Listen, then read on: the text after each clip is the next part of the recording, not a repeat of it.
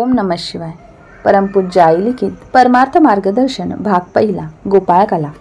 गोष्ट 43. सुधीर नावाचा एक राजा होता. एके दिवशी तो आपल्या राणीला म्हणाला, नदीच्या काठावर राहत असलेल्या साधूंपैकी एकाशी आपण आपल्या सुनंदेचे लग्न लावू, म्हणजे आपल्याला परमार्थ मार्गात त्याच्याकडून बरीचशी मदत मिळेल. त्याचवेळी राजवाड्यात एक चोर शिरला होता. त्याने राजाचे ते बोलणे ऐकले. आपल्याला राजकन्येची प्राप्ती होईल या आशेने तो चोर दुसरे दिवशी अंगाला भस्म फासून भगवी छाटी घालून त्या साधूंच्या मेळ्यात जाऊन बसला. इतक्यात राजाज्ञेवरून राजसेवक तेथे आला आणि राजकन्येला वरण्याविषयी प्रत्येक साधूपाशी जाऊन तो विनंती करू लागला, पण त्यापैकी कोणीच कबूल होईना. शेवटी साधू वेशधारी चोराकडे तो सेवक येऊन विनंती करू लागला. तेव्हा चोर काहीच उत्तर न देता स्तब्ध राहिला. त्यावरून हे तरुण संन्यासी राजकन्येला वरण्यास तयार आहेत असा अर्थ करून सेवकाने जाऊन राजास त्याप्रमाणे कळविले.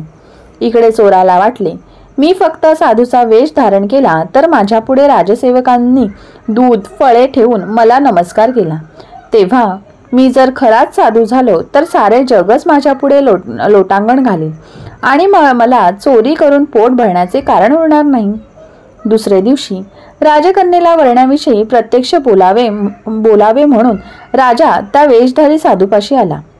परंतु त्यावेळी चोराचे हृदय पालटल्यामुळे राजाच्या प्रश्नाला त्याने नकारात्मक उत्तर दिले. तात्पर्य: एकदा सद्बुद्धीचा उदय झाला की ती शेवटी सद्गती देतेच.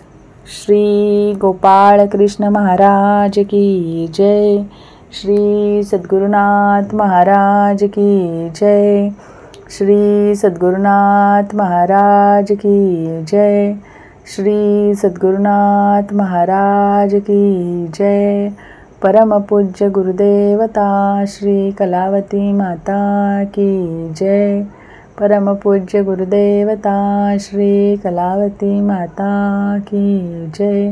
परमपूज्य गुरुदेवता श्री कलावती माता की जय.